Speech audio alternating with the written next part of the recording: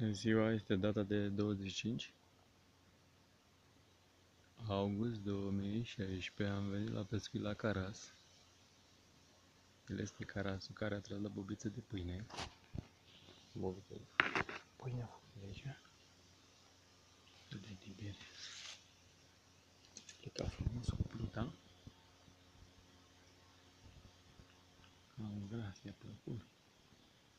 Tot pe cârlei mic. Fără varianta. Trebuie să scotem cârligul. Nu să-i chinui prea mult. Avem nevoie de el. Taie-ne. Uite-l duce. Ia-și bate-o. Da. Ține-i perle bine așa. Cine ți-i bine? Scoate și de cârligul ăsta.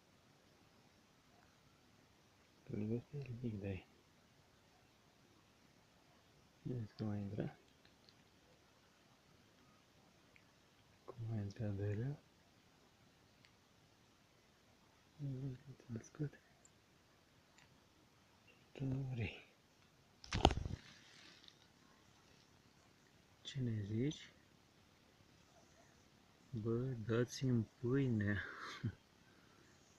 Așa ne zici să-ți dăm pâine? Bine, că te liberezi. Te-ai mult fără apă și după mai ai probleme cu creier. Uite, mai tragi o dată, da?